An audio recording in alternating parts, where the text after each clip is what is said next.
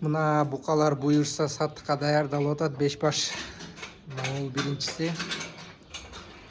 Экинчиси могул. Андан соң могул. Үчүнчү. Могул төртүнчү. Андан бешинчиси могул.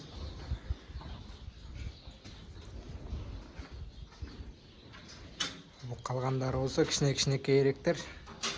Булар уже экинчи поток менен буюрса сатылат. Мына букалардын байлоодо тургандарына уже ровно 4 ай болду. Буюрса эттениши сонун. Жакшы эттенди. Могул бир аз ооруду могул. Буту шишип. Бутунда ириңдерин чыгарып дарыланды. Бул бирок жакшы болуп калды буюрса. Дарыланган видеосу да чыгат. Бутун кесип, ириңдерин чыгарып, укол сайып. Могул бука кичине слабыйраак болуп калды. Мунун ичинде бир нерсеси бар окшойт. Мыксык же болгонбы же эмне. Аппетити жакшы, бирок жакшы оңоло албай койду.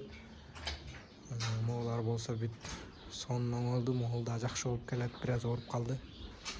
Булар сонун буюрса. Могул катарлар көбүнчөсү бою өсүп, эти дагы өстү, бирок бою көп өстү да. Арка катар тока эттер өстү. Могул бою да, эти да жакшы өстү. Муну колсо эти өстү. Могул эти өстү. Могул шарптан бир аз арыктап кетти. Эң катуу болгону эле ушу болду. Оозу, мурду бүт сыйрылып, 2 күн жеген жок эчтеке. Калгандары болсо жакшы өтүп кетти буюрса.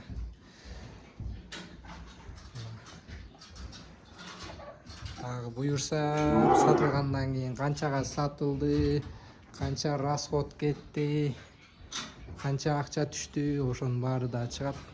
Жөнүндө ким кызыккан болсо каналга каттала кеткиле, оюңарды жазып, канчадан кетет деп ойлойсуңар. Могулар 5 баш